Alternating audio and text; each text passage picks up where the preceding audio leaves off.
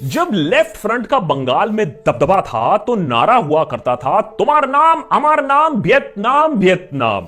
Communism का परचम देश भर में नहीं दुनिया भर में फैलाना था, लेकिन आइडियोलॉजी के अलावा काम ढेले भर का नहीं किया इन वामपंथियों ने।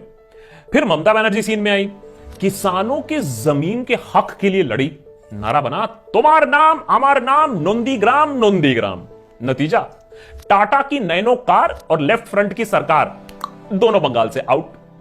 आज बीजेपी फुल फोर्स में बंगाल में दाखिल होने की कोशिश कर रही है। नया नारा, तुम्हार नाम हमार नाम जय श्री राम जय श्री राम। ममता बनर्जी को नारे का लेटेस्ट रीमिक्स भले ही पसंद ना हो, लेकिन सच तो यही है कि इस बार बंगाल इलेक्शन में आइडियोलॉजी नहीं आइडेंटिटी की लड़ाई हो रही है।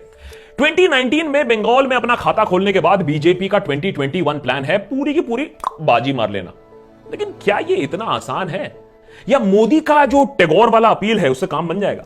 या दीदी का मां माटी मानुष फिर से जादू करेगा तीसरी बार? या फिर लेफ्ट कांग्रेस और आईएसएफ का ये जो नया अलायंस बना है ये किंग या क्वीन मेकर बन जाएंगे?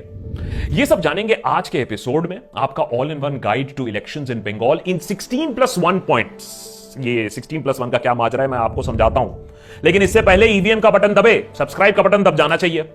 दिल्ली के वोटिंग परसेंटेज की तरह यहां रेगुलर व्यूअर्स उनमें से भी सिर्फ 50% सब्सक्राइब बटन दबाते हैं।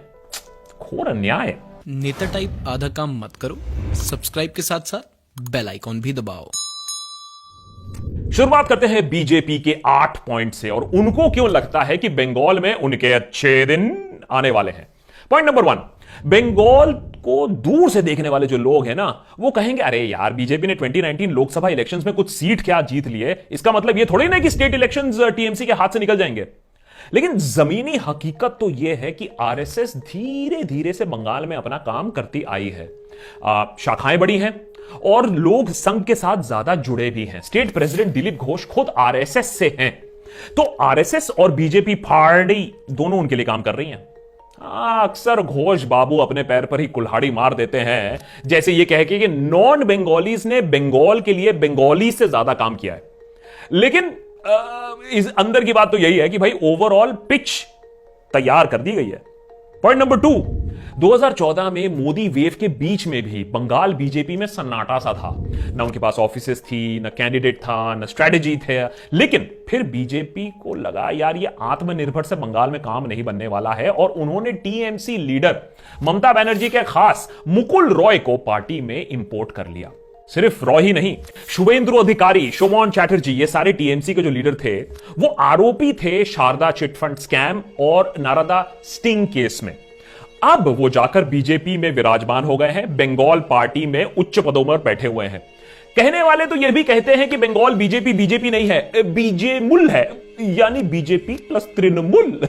लेकिन सच तो यही है कि इस फॉर्मूला को अपनाया है बीजेपी ने और दूसरे स्टेट्स में लगातार जीत भी हासिल की है using imported faces and imported talent. Point number 3, Mamata Banerjee की खुद की छवि तो साफ है, लेकिन जैसा मनमोहन सिंह आपको बताएंगे वो काफी नहीं होता है। उनके पार्टी के लोग एक स्कैम से दूसरे स्कैम में बस घुसते ही रहते हैं। सबसे बड़ा तो शारदा चिटफंड स्कैम ही है, लेकिन बंगाल की जनता को और भी चुभता है द कट मनी स्कैम। कोई भी प्रोजेक्ट हो, कोई भी खर्चा हो, कोई भी गवर्नमेंट प्रोजेक्ट हो, उसमें लोकल लीडर अपना कट लेता है। यहां तक कि साइक्लोन अम्फन के बाद रिलीफ पैकेज से भी कट मनी गया था। बीजेपी इन बातों को जोर शोर से हाईलाइट कर रही है और लोग भी ध्यान से इन बातों को सुन रहे हैं। पॉइंट नंबर 4, बंगाल में बीजेपी ने बहुत टाइम से ममता बनर्जी पर अपीजमेंट पॉलिटिक्स का आरोप लगाया हुआ है कि वो स्टेट के मुस्लिम पॉपुलेशन को ज्यादा ध्यान देती है। बीजेपी ने इसे एक धर्म संकट सा बना दिया है, उसके अंदर मिक्स कर दिया है सीएए और एनआरसी कि बांग्लादेशी घुसपैठिए बंगाल को नाश कर रहे हैं, उसका फ्यूचर बर्बाद कर रहे हैं, उनको केंद्र सरकार बाहर निकाल देगी। अमित शाह ने तो उन्हें दीमक भी कह दिया है। इससे और वोट्स पोलराइज हो सकती हैं और बीजेपी को बेनिफिट भी मिल सकता है। उधर मटवा कम्युनिटी एक अच्छा खासा उनका दबदबा है बंगाल में, और ये बंगाल में आए थे जब ईस्ट पाकिस्तान बना था। ममता बनर्जी ने इन्हें पास्ट में फैसिलिटीज दी है, लैंड दिया है, राशन कार्ड दिया है, लेकिन सिटीजनशिप नहीं मिली इनको। अमित शाह के सीएए इंप्लीमेंटेशन से इन्हें सिटीजनशिप मिल जाएगी। यह वायदा उन्हें बीजेपी के खेमे में ला सकता है और करोड़ों वोट भी ला सकता है। Point number 5, fun fact, Mamata Banerjee का एक भतीजा है, उसका नाम है आकाश बनर्जी। मैं नहीं हूं। अगर मैं भतीजा होता तो मैं यहां बैठकर आपको ये थोड़ा ना बोलता कि देशभक्त को सब्सक्राइब करो, मेंबर बन जाओ, ज्वाइन बटन क्लिक करो, patreon.com/देशभक्त पे जाकर मेंबर बनो, बेनिफिट्स अनलॉक करो। खैर, आजकल खबर में ममता बनर्जी के दूसरे भतीजे हैं, अभिषेक बनर्जी, और बीजेपी को मौका मिल गया है परिवारवाद का आरोप लगाने का। अब देखिए, ये फॉर्मूला कांग्रेस पर इतना अच्छा चला है तो शायद टीएमसी पर भी चल जाए। हाल ही में सीबीआई ने दस्तक दी अभिषेक बनर्जी के घर पे और पूछताछ की उनके धर्मपत्नी से over the coal scam allegations. ओहो, परिवारवाद प्लस करप्शनवाद, अरे किलर नैरेटिव। पॉइंट नंबर 6, 30 साल से ज्यादा लेफ्ट ने बंगाल पर राज किया। दिल्ली में लेफ्ट का ज्यादा कोई दबदबा था नहीं, तो बंगाल को कोई खास सेंट्रल पैकेज, सेंट्रल असिस्टेंस नहीं मिला। ममता बनर्जी पावर में आई, टीएमसी सेंट्रल गवर्नमेंट का पार्ट थी, यूपीए का पार्ट थी, लेकिन उसका भी कोई ज्यादा फायदा ना मिला बंगाल को, ज्यादा परिवर्तन नहीं आया। अब बीजेपी का कहना है कि वो आशोल परिवर्तन लाएगी। आसोल परिवर्तन। एडिटर, ये ऑडियो ठीक है क्या? आसोल परिवर्तन। अच्छा, ठीक है। कहने का मतलब है कि सेंटर और स्टेट दोनों में बीजेपी होगी, तभी तो अच्छे दिन आएंगे, जैसा देश भर में हो रहा है। पॉइंट नंबर 7, पिछले इलेक्शंस में ममता बनर्जी ने local Bangla newspaper, Bangla TV channels का भरपूर फायदा उठाया था अपना मैसेजिंग करने के लिए। लेकिन इस बार बीजेपी की आईटी सेल फुल फ्लो में है, led by IT cell head Amit Malviya. Amit Shah ने आईटी सेल को साफ टारगेट दिया है कि 50 लाख मैसेजेस हर घंटे जाने चाहिए सोशल मीडिया पर आईटी सेल से। तो आप समझ सकते हैं किस किस्म का बाढ़ चल रहा होगा अभी बंगाल में। और इस तरीके के सोशल मीडिया स्ट्रेटेजी को तोड़ना किसी बड़ी पार्टी के लिए मुश्किल है, रीजनल पार्टी तो आप भूल जाइए। एंड फाइनली पॉइंट नंबर 8, अभी बीजेपी को बंगालीज पर बहुत ज्यादा प्यार आ चुका है। मोदी जी बांग्ला बोल रहे हैं। आज आमी निजी के धन्यो माने करी छे। ठीक है, टूटी फूटी सही। निर्मला सीतारमण जी टैगोर को कोट कर रही हैं। ट्राइबल लीडर बिसरा मुंडा को याद किया जा रहा है, और नेताजी सुभाष चंद्र बोस किसके थे, इस पर जंग छिड़ चुकी है। बीजेपी जानती है बंगाल को अगर जीतना है तो बंगालियों का दिल जीतना होगा। हम लोग इमोशनल लोग हैं ना, बंगालीज आर वेरी इमोशनल। और साथ ही साथ बीजेपी को ये आउटसाइडर का जो टैग है उसे हटाना होगा।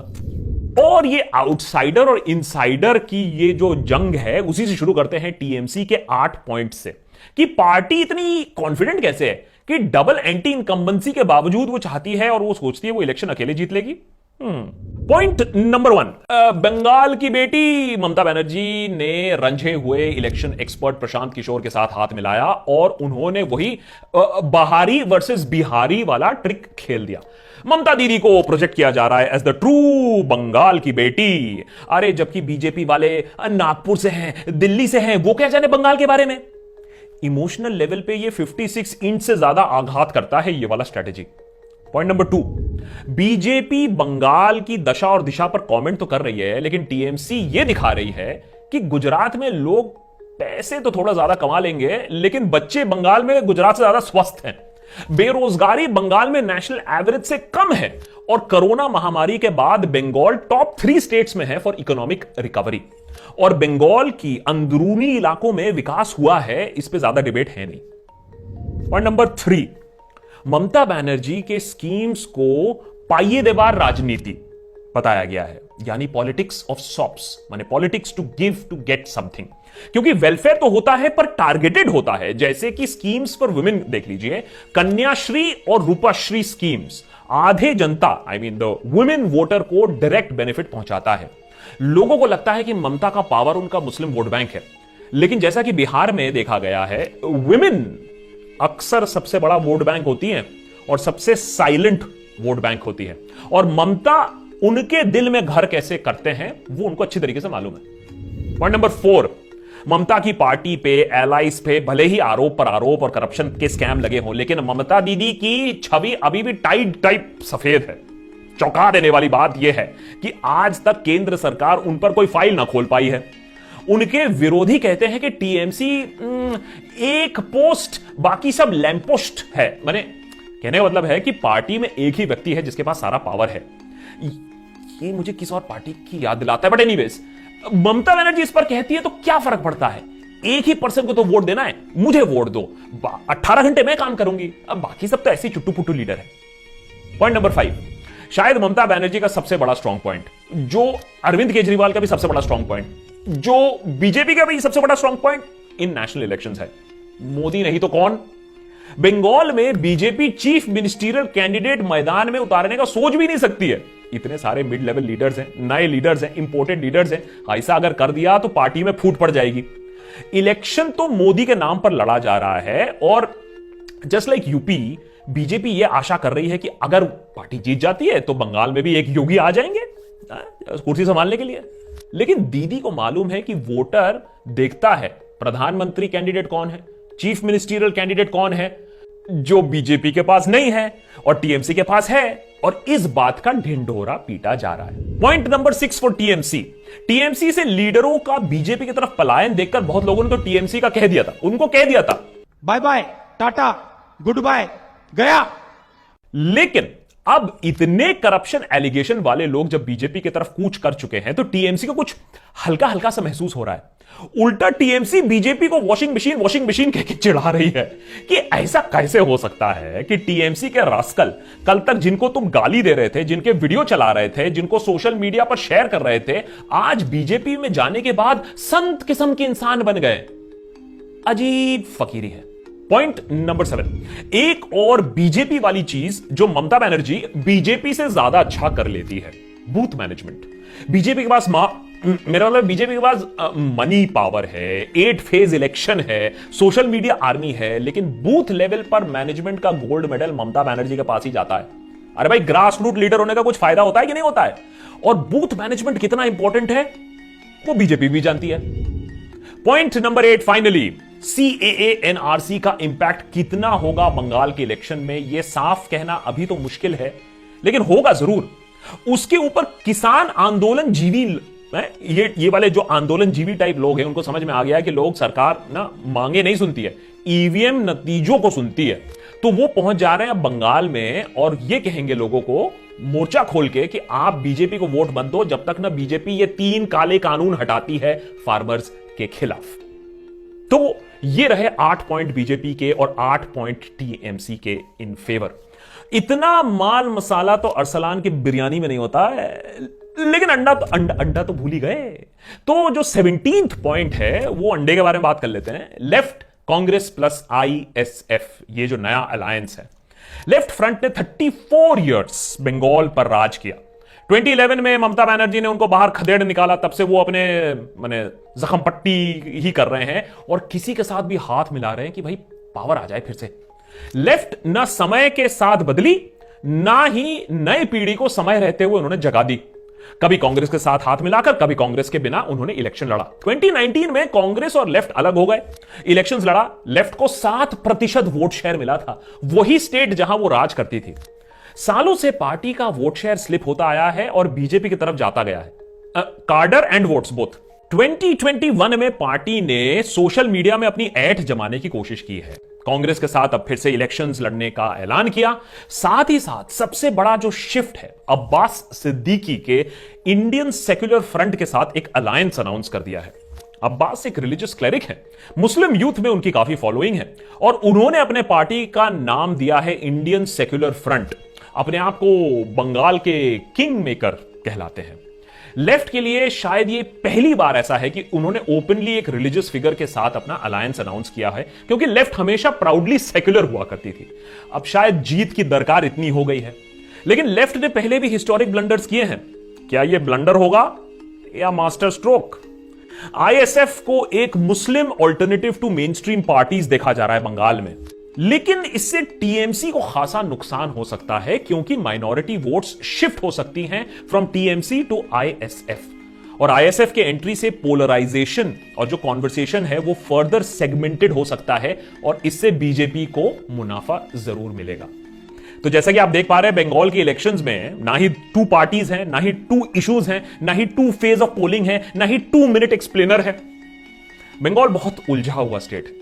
लोगों ने बहुत पॉलिटिक्स देखा है, यहां खूब जुमले सहे हैं, खूब आइडियोलॉजीज देखी हैं। अब 2 मई को बंगाल के नतीजे से यह मालूम चलेगा कि देश की राजनीति किस तरफ रुख कर रही है। इसमें भी कोई दो राहें नहीं। नेता टाइप आधा काम मत करो, सब्सक्राइब के साथ साथ बेल आइकॉन भी दबाओ। मालूम है लंबा एपिसोड रहा है। ये एपिसोड आप लोग ने मांगा था, एक एक्सप्लेनर टू अंडरस्टैंड कि बंगाल में क्या हो रहा है और किस तरीके से लोग वोट करेंगे, क्या सोच के क्या देख के वोट करेंगे, उसको एक संक्षिप्त रूप में, कंप्रेस रूप में करने का प्रयास रहा है इस एपिसोड में। हमारा काम कैसा लगा इस एपिसोड में कमेंट सेक्शन में जरूर लिखिएगा। हम यहां इलेक्टोरल प्रेडिक्शंस तो नहीं कर रहे हैं, लेकिन इशू बेस्ड बहुत सारी चीजें हैं जो लोगों के जहन में रहेगा। कमेंट सेक्शन में जरूर लिखिए कैसा रहा है ये एपिसोड। लाइक करिए जरूर अगर आप चाहते हैं हम बंगाल इलेक्शंस पे और ऑफ कोर्स फोर्थकमिंग इलेक्शंस पे और भी एपिसोड्स बनाएं। अगर आपको हमारा काम अच्छा लगता है तो जरूर मेंबर बनिए, ज्वाइन बटन दबा के या बाय गोइंग ऑन patreon.com/देशभक्त। ये हैं जैसे हमारे अल्टीमेट देशभक्त, ये हमें बताते हैं हम कहां सही काम कर रहे हैं, कहां गलत काम कर रहे हैं। फटकार भी कभी कभी पड़ जाती है। आप भी फटकार लगाइए कमेंट सेक्शन पे, लाइक करते रहिए, देखते रहिए, कमेंट करते रहिए। More episodes coming up.